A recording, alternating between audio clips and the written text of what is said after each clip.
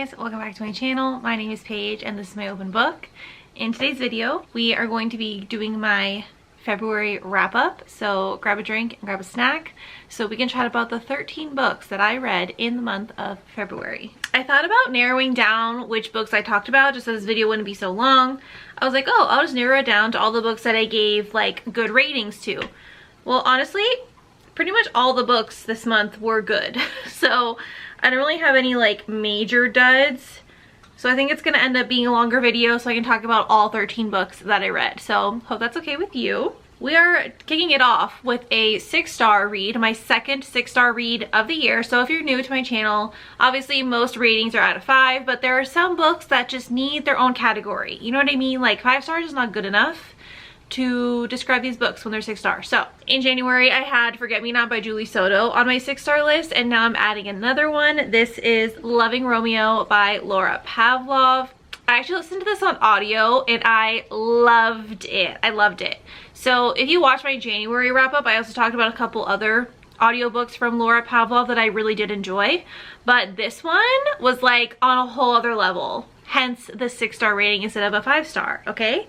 So this one is a small town romance. It's actually a new series for Laura Pavlov, and she's done small town romances before, but this one definitely, in my opinion, is way better than the Cottonwood Cove series that I've already read. If you haven't read this one yet, please check it out. It's new, and the second book is coming out in April, I believe, or March. It might even be coming out in March, yeah. So I am really excited for this series. It's like a regular small town with like a little bit of like grittiness to it. Like, I wouldn't say it's like romantic suspense level per se, but it definitely has like some like heavier, like darker parts to it, like sprinkled in, like very, very light, like gray, dark stuff, not like black.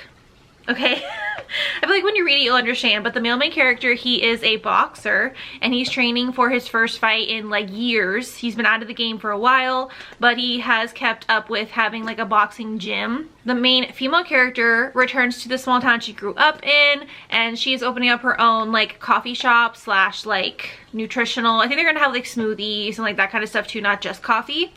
And she's opening up a new shop, and it's right next to his boxing gym, and they have history together because they both grew up in this small town. So she's kind of like part of the like rich family, like I think her grandpa was like the mayor or something, or the governor, and they like own like almost the entire town. So obviously the male main character, he's more like wrong side of the tracks kind of background. So they definitely butt heads at the beginning because he thinks that she's like this stuck up rich bitch kind of character, and yeah, they don't get off on the right foot, but it ends up being a really emotional romance between the two of them, and you find out why he kind of has like his own feelings going into it. So yeah, I don't want to spoil anything, but this was really good. I love when there's a fighter character, so having that boxing element was really cool, and I love how she kind of also had like a nutrition background. And yeah, I just liked that dynamic, and I really am excited for the series. So that was a great way to start the month. And like I said, audio especially like really took it up a notch. So if you could listen on audio, I recommend. Next, I read another really good one. This is a 5-star read. This is The Graham Effect by Elle Kennedy. So this is part of her like second generation of the original series she wrote like a few years ago. The off-campus series. So if you've seen people talk about like The Deal, it's kind of like the like trendsetter when it comes to hockey romance, in my opinion. I feel like Elle Kennedy's original series is what got people into hockey romance a few years ago, and it has like blown up since then. And this is the second generation. So this is like the daughter of the couple in The Deal. So obviously like I'm a Cancer, so anything nostalgic is like right at my alley. So just seeing that it was the second generation of the off-campus series, which I loved, I was like, okay, sign me up. Like, I'm immediately excited. But then I was kind of like nervous after, because it's like, I feel like second generation series never hit as hard as the originals. You know what I mean? So I was like, ugh, is it just gonna be like her trying to like drag out like the money making element of the other series, or is she like really gonna put some like heart and like purpose into it? And she put all kinds of stuff in here, okay? This was like it was kind of like a hate to love, enemies to lovers at the beginning, and he's kind of like the bad boy. And then she's like the golden child because she's the daughter of Garrett Graham, who's like this famous hockey player, and her dad is doing like this hockey camp. The male main character of this book is kind of trying to get into that hockey camp, so he thinks that Gigi, which is the main female character's name, is going to be like his in, but he definitely puts his foot in his mouth the first time they meet and does not get off on the right foot. And he also has some bad stuff from his past where he got into like this really bad fight with a former player, so people will just automatically think he's like a bad guy, has a bad attitude, they don't want to work with him. So, but he's still trying to convince Gigi to like help him out, which I like that aspect because I feel like it really did mirror the deal. Because if you're not familiar with the original series, the deal was like Garrett trying to convince Hannah to like help tutor him, and then he struck up a deal with her where he would like give her something out of it too. So I kind of like that aspect of this new one. Yeah, it honestly hit everything for me. It had the great nostalgia with the references to the original series. It actually had hockey on page, which I appreciate because I hate when authors just try to make the hockey romance thing a gimmick when there's actually no hockey going on. So I appreciated that because the female main character and the male main character both play hockey. So that was a really nice touch. And yeah, I just loved the backstory of each character. I just loved them as people individually, and then the way they were together was like chef's kiss. Okay, highly recommend, 5-star. Okay, we need to go faster. The next book I listened to on audio, I am definitely in my audiobook era right now and I'm not complaining, was Scarred by Emily McIntyre. So I will say, if I would have tried to read this, I feel like I may have DNF'd it, if I'm being honest, but the audiobook definitely saved it. If you have Audible, like if you have the membership or if you've been debating the membership, I just got one. They were doing a promo at the time I signed up where I think it's like the first 4 to 6 months is only like $5 a month, so I did it. And when you have the membership now, they have these like Audible originals, and they have like certain things where it's kind of like Kindle Unlimited, where there are books that are free if you have a membership, and then they're the ones that you pay for like with your credit that you get every month. So this whole series, except for the newest book, Hooked, Scarred, Wretched, and Twisted, I think those first 4 are all free on Audible to listen if you have the membership. I highly recommend listening to this on audio because that totally saved it. The narrators were really good. This kind of gives like a historical romance vibe to it because the female main character is supposed to be betrothed wife to the guy who's taking over as king, which is, his name is Michael, but it's kind of like a take on Lion King. So I guess Michael is supposed to represent like Mufasa, and then Tristan, the male main character, he's supposed to be like Scar, right? So he hates his brother like so much, and there's just so much like bad blood there because of the way Michael treated Tristan growing up. And they both recently lost their father, and Tristan felt like he had like a special bond with his father that the rest of his family hasn't really grieved the same way that he has. And he obviously, it drives him crazy that his brother is taking over as king and not him. So there's like a lot of bad blood and animosity there. The female main character, I think her name's Sarah. Yeah, Sarah. Sarah and Tristan definitely have a little bit of a connection, but obviously like it's forbidden because she's supposed to be marrying the other brother. And Sarah kind of has her own side plot going on too. So you find out like her dad was also murdered, and she's kind of marrying into this family for like revenge. So it's a very interesting story. Like the plot I loved, and like I said, the narrators really sold it. They have accents, and I feel like they just really like delivered on like the aura of each character. But I will say the romance itself, and then like at first the characterization in this book was not my favorite. I would say it probably took me until, honestly, maybe even 3/4 of the way through the book, maybe 2/3, before I actually wanted these two people to be together and before I actually liked them as people. I'm being honest. If the narrators weren't so good, I probably would have DNF'd it just because the first half I was just really not invested in their romance, I have to be honest with you. But let me tell you, once I got to, I think it was like chapter, there's a specific chapter I remember because I messaged Katie while I was reading it. Chapter 45 or 44. Chapter 44, I became obsessed. So like I said, I'm pretty sure that's like maybe 2/3, 3/4 of the way through the book. So it was hard because I feel like it took me a while to get invested. But then once I was like, I love them. I'm obsessed. Like, I want everything. I want everything. So this one was really hard for me to rate. I ended up settling on a 4-star because I feel like because it took so long, I can't really give it a 5-star. But like the ending was so strong that I'm like, I feel like 4-star is fair because I feel like it's, you know, a good balance between my feelings. But yeah, the plot is really good. The narrators are really good. The romance is definitely a slow burn, which is not usually my thing, but it paid off. Next up, I read an arc from my friend Cassie Klein. So this is actually her 3rd book, and the first one in the series was my personal favorite. I didn't get to talk to you guys about that one because I was a beta reader for that one, but that one was like a marriage of convenience, and the 2 characters had history together, and it was like kind of gave like mafia vibes too. So that one I really like. The first book in the series is my favorite. This one is definitely a close second. So this one, just like the title says, rescued by my high school crush. This is a second chance romance. Did you guys know? It's my favorite trope. It's my favorite trope. So when I saw that Cassie was writing this, I was like, yes. I knew it was gonna be good. I will say, I think because I was comparing it to the first book, I feel like it didn't hit as hard as that first book.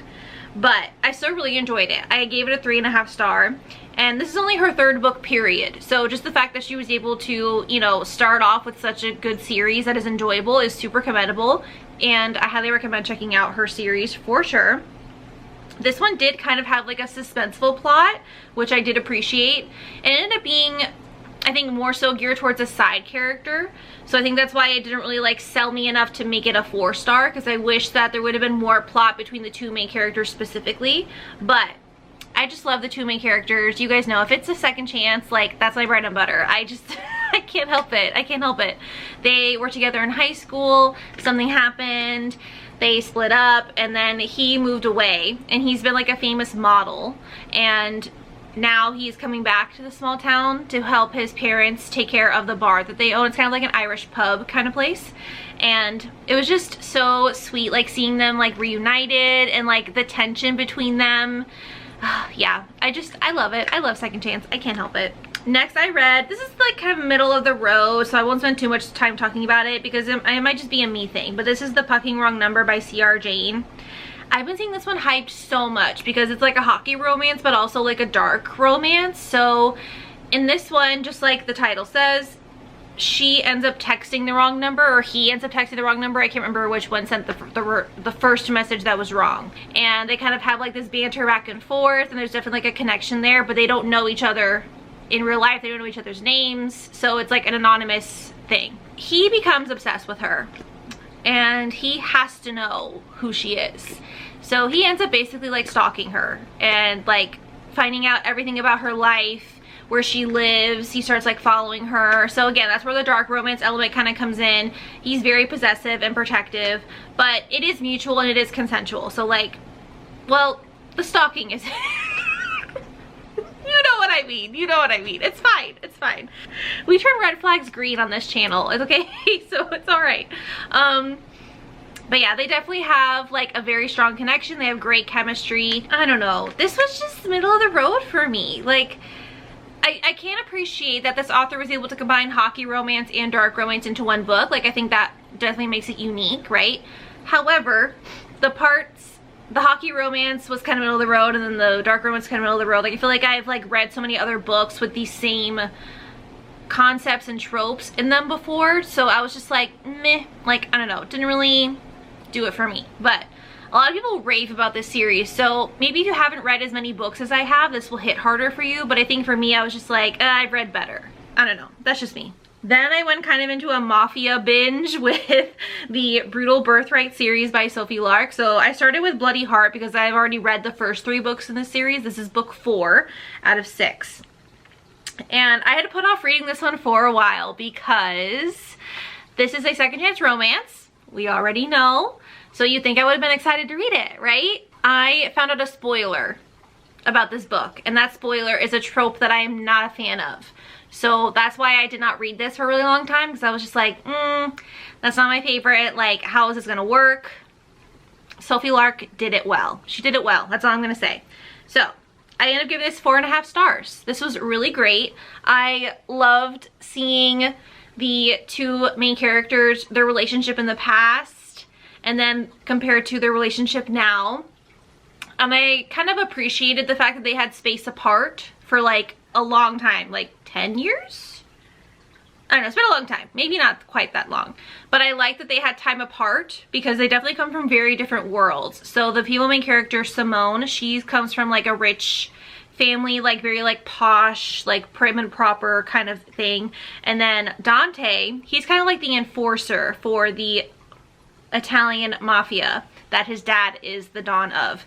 So very different worlds. The way they meet is, I don't even want to spoil it because I just think it's like, it's so fun to read, but it's definitely like an opposites attract, but their connection is just so strong. You can't deny that they are soulmates. I like that they had time apart to really like grow and to like learn about themselves and to reflect on the decisions they made when they were younger before they got together again later on in life. So I really liked it. Plus there is like the mafia stuff going on, which I think makes the plot more interesting and more fast paced. So I was a fan for sure. Then we went right into Broken Vow, which is book 5. This one, I thought I was gonna like it more. I really did. I loved the characters, but the plot was just lacking for me. So I gave it like a 3.5. This one follows I think he's actually friends with Dante from the previous book, but he is coming back from the military. And then the female main character is she's one of the daughters of the Irish mafia. So if you have read this story, or if you've read this series, you're familiar with Sophie Lark's brutal birthright world. You've got like the Irish mafia and the Italian mafia, two warring families. In the first book of this series, they kind of like end up going into a partnership through an arranged marriage. That's like the first book, and you kind of like get everyone else's story after that. So Riona is the female main character of this book, and someone is after her. There's an assassin trying to kill her and nobody knows why or who it is. So Dante is really close with Riona because of how close their families have gotten throughout the series. So he gets his best friend to be her bodyguard. So I love a bodyguard romance, so that dynamic I really enjoyed, especially with these two characters and their personalities. He's like a country small town boy. She's like the rich lawyer, professional, like super responsible. And he's kind of like the golden retriever kind of energy, right? So I loved that dynamic, but the plot I feel like was lacking for me personally, especially when you compare it to the other books in this series, because I feel like the other books have so much going on. Whereas this book, I felt like I was skimming a lot because I was just like, yeah, okay, whatever. Not really keeping my attention. You know what I mean? So it was still really good. I gave it 3.5 stars because of the characters, but the plot wasn't as strong for me. Then I think the last book might honestly be my favorite because the plot was so intense. She definitely made this like the finale of the series. You know what I mean? Like it definitely had like this all-encompassing plot that kind of lets you see every character again, which I really appreciated. And you kind of get the new addition of the Russian mob in this one. So the female main character is the daughter of the guy in charge of the Russian mafia, and they have bad beef with the Italian mafia. So then you have Sebastian, who is the youngest son of the Italian mafia, I think. So he has a backstory that you kind of get in the earlier books, but basically he got injured because of some of the stuff going on with the family mobs and the fighting or whatever. So he was supposed to be like a famous basketball player, but he had a really bad injury and he was never really able to recover. So he kind of got roped into doing some of the mafia dealings, which he wasn't really supposed to be part of that life. The female main character, she is a very strong female main character, and her family situation is not the greatest, but her and Sebastian are able to kind of like find their own little like happiness in each other, even though they have all this other stuff going on between their families. This was such a wild ride. So much happens in here. I was like on the edge of my seat. This is definitely a page turner, and it really sets you up for her Kingmaker series, which is like the kids of these characters. So I'm excited to read that. After that, I did read a quick little Valentine's Day novella. I read Cupid's Peak by Lee Jekyll. I don't know, I never know how to say that name. I've talked about their books before. They do these like Holiday Night novellas, so they have one for pretty much all the holidays. There's one for St. Patrick's Day, there's ones for 4th of July, New Year's, Christmas, Thanksgiving, Halloween, you get it. So this was a Valentine's Day one, super cute. You can't even really call it a second chance, but basically the female main character, her sister sets her up on a blind date, and it ends up being a guy that she had a crush on in high school and that she like had a connection with because she was his tutor, but she always felt like, you know, he was too cool for me, he wouldn't be interested, so it doesn't matter. He ends up becoming a famous hockey player. So obviously he like leaves this, you know, the small town. They kind of go their separate ways. They don't really talk or keep up with each other. So it's years later and she finds out that he was pining for her too. It was super cute. And they have some spicy times at like this inn because they get snowed in at the place they're eating dinner at, and it's like attached to a hotel, so they end up having to stay overnight. It was a cute novella. I gave it 4 stars. It did what it needed to do. And then I did another audio book. This one was a reread. This is the 3rd time I've reread this book, so clearly it's an all-time favorite of mine. And this is A.L. Jackson's Hold On to Hope. If you're new here, A.L. Jackson's my favorite author of all time. So I've been really enjoying rereading her books via audio now that I have Audible. It's just been really enjoyable for me. So this one is super nostalgic. This is definitely the book that made me love Friends to Lovers and Second Chance so much, because these two, they were best friends when they were kids. Like, I'm talking when they were like 3 or 4 or 5 years old. Like, they were like inseparable. They had such a strong connection immediately. They grew up as friends, but they were definitely the kind of friends where they even had like a fake wedding when they were younger, you know, so they could like pretend to be married. I don't know, it was just really cute and wholesome. And what sets this apart is the male main character actually was born with a heart defect, and he has some other health things going on, but part of it is he's also deaf. So he's had a heart transplant. He has been deaf since he was born. He's kind of like always at risk for further heart complications because of what he was born with. So the fact that they like have to find different ways to communicate with each other, like I've come to realize that I love when characters have some kind of communication barrier that they have to get over. So this one was just so sweet, and the narrators actually took the time to like learn how to speak in a way that was accurate to when a deaf person speaks. You know how like their voice is kind of like scratchier, or they obviously like may not pronounce things the same way. They've never heard how it's spoken before, and the narrators like did that, and it was really cool. This will always be a 6-star book for me. This is like God tier. I don't think any other Friends to Lovers or Second Chance will ever compete with this one, because this was like my first love of those 2 tropes. So that being said, clearly it was a 6-star read, but I'm not really going to count it as a 6-star read for this year because it's a reread. Like I said, I pretty much read this book like once a year. It's just, it's a comfort thing. So then you guys will be so proud of me. I'll give you time to clap. I read A Court of Mist and Fury by Sarah J. Maas. Yes, finally we are continuing the ACOTAR series, okay? I read the first book probably like a year ago, and I know everyone says the first book is slow and the first book is not as good as the rest of the series. I know, but I was just like, if I'm not that excited about the first book, why should I continue the series? You know what I mean? Well, I have the whole series now. So I decided, I was like, okay, we're not going to give up. I read book 2. It was a 5-star. You guys were right. I don't know why I waited so long to read it. Like, now I'm like kicking myself because I probably could have had this whole series finished by now. But I guess it's okay because I did find out the series is not finished. So I have time, but I really want to like binge it. But it's so intimidating. Like, look how long these books are. I'm sorry. It's so hard to finish.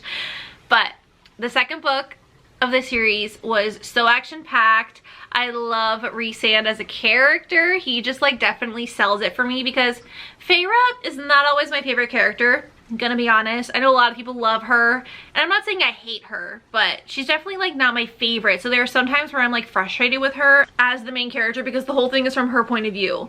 So sometimes she frustrates me. But Rhysand, he's my boy, okay? Like, he saves it. He saves it. Yeah, if you have been living under a rock, you've never heard of the series before, it is a like a high fae kind of romantasy. So I can't really give spoilers, but the series as a whole, it's kind of like the humans have their own world and they are like separated from the fae, the fairies, and they've kind of been like taught their whole lives to that they are isolated because there was this war that took place between the humans and the fae, and it kind of like separated them into two different worlds.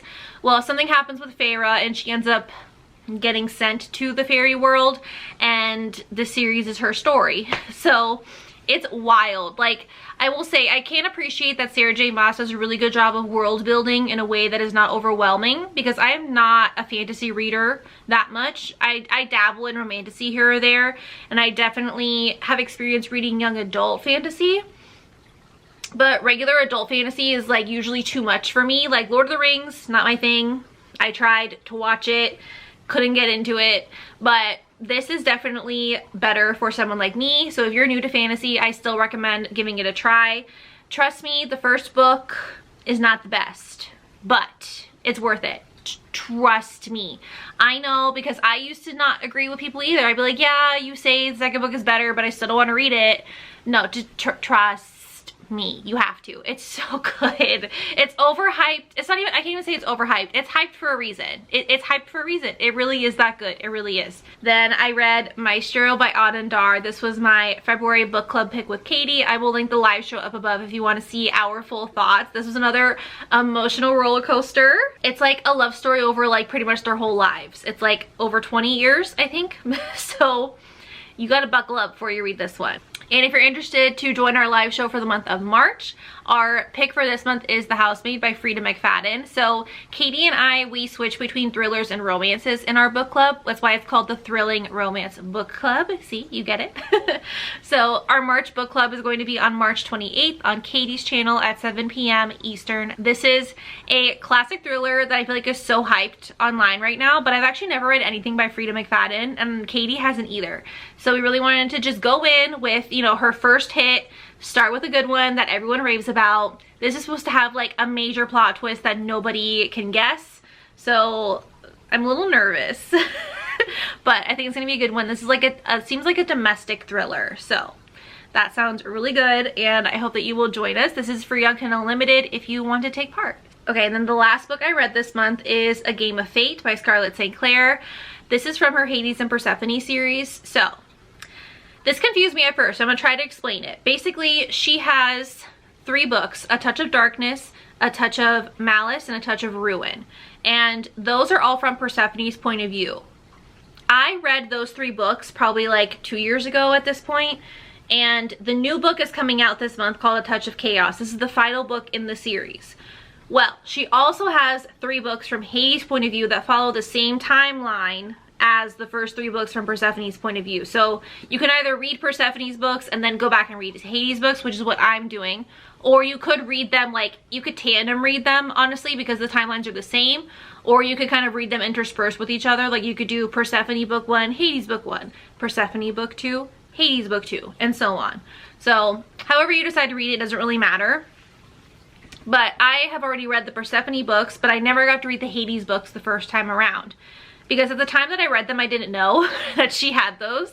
So now that I know that they exist, and I kind of want to like re-familiarize myself with what's going on in the story, I figured I would save myself some time and just read the Hades books, so I don't have to read 3 books instead of 6 books before the new book comes out later this month. So that's what I'm doing. A Game of Fate is the first book from Hades' point of view, and it was just so great to be back in this world again.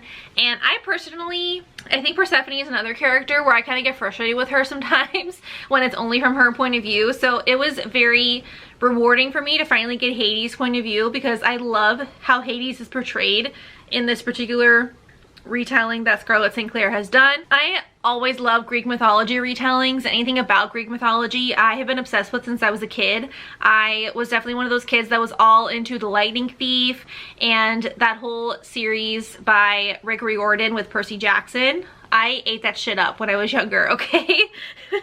And even in like high school and college, I took courses that were about Greek mythology specifically. I just find that really fascinating. So this is right up my alley. It's kind of a darker romance, but I feel like it's not that dark. It's more so dark because of the terrible things that Greek gods and goddesses do to each other.